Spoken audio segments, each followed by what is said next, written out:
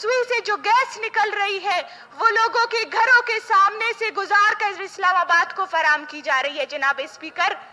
ہم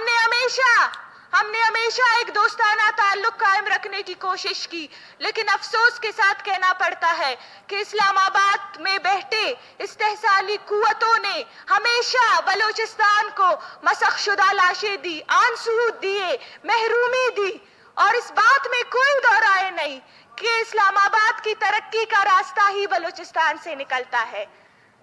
جناب اسپیکر، اس بات میں کوئی دو رائے نہیں کہ بلوچستان پاکستان کا امیر ترین صوبہ ہے، چاہے ساحل کے حوالے سے ہو، چاہے وسائل کے حوالے سے ہو، یا چاہے بیش بہا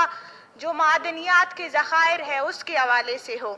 لیکن افسوس کے ساتھ کہنا پڑتا ہے کہ گزشتہ 77 سالوں سے ان وسائل پر حق اور ان وسائل کی تقسیم کے حوالے سے بلوچستان اور بلوچستان کی عوام کے ساتھ ایک تاریخی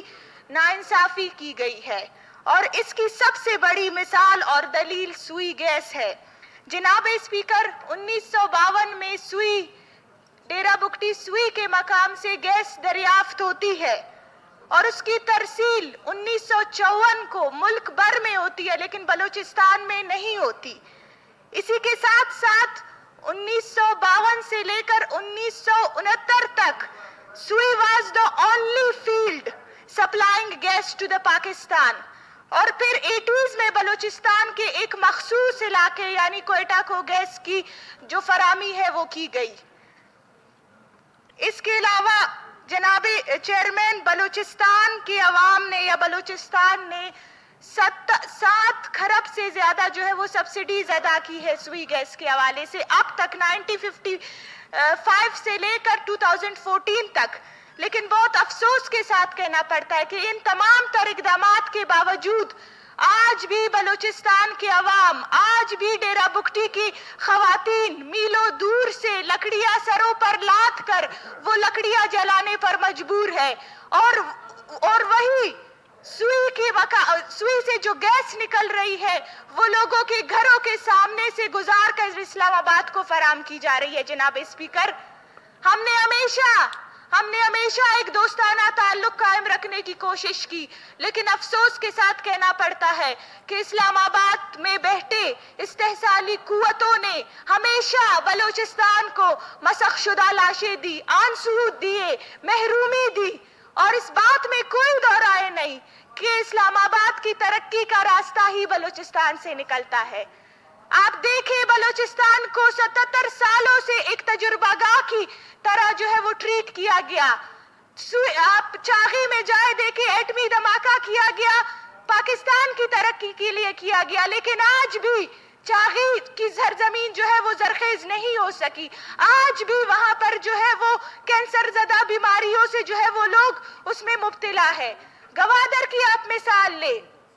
گوادر انٹرنیشنلی توجہ کا مرکز بن چکا ہے، لیکن افسوس کے ساتھ کہنا پڑتا ہے جناب چیئرمین، آج بھی گوادر کے عوام جو ہے وہ پینے کے پانی سے محروم ہے۔ سینڈک کی مثال لیں آپ، ریکارڈک کی مثال لیں آپ، ہم نے ہمیشہ جو ہے نا تعلقات اچھے رکھنے کی کوشش کی، لیکن ہمیشہ بدلے میں ہمیں استحصال ملا۔ جناب اسپیکر، ایک ریاست دو دستور کا جو فارمولا ہے میں سمجھتی ہوں اس سے بلوچستان میں کبھی ترقی نہیں آئے گی۔ اس سے وہ جو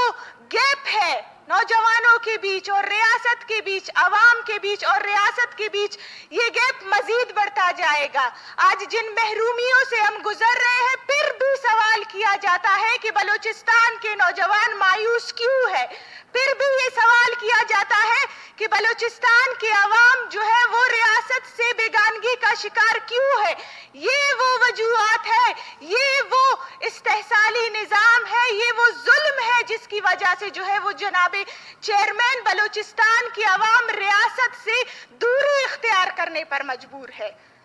میری گزارش ہے حکومتی بینچز پر بیٹھے ہمارے اراکین سے کہ خدا را اس استحصال زدہ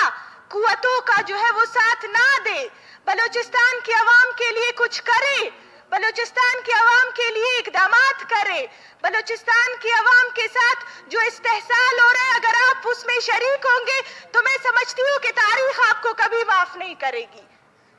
اور جناب اسپیکر آخر میں یہی گزارش کرنا چاہتی ہوں کہ کوئٹہ میں سلیک سیزن آ رہا ہے, یہاں جو ٹیمپریچر ہے وہ -10-15 سے بھی زیادہ نیچے گر جاتا ہے. تو میری گزارش ہے کہ اس بابت میں جو ہے اسمبلی ایک مشترکہ قرارداد پاس کر کے اس کو وفاقی حکومت اور اوگرا کو تحقیقات کے لیے بھیجے, اور بلوچستان اسمبلی خود ایک تحقیقاتی کمیشن بنائے اس حوالے سے, تاکہ سردیوں کے موسم میں ایٹ لیسٹ کوئٹہ کے عوام کو گیس کی فراہمی ہو. بہت شکریہ.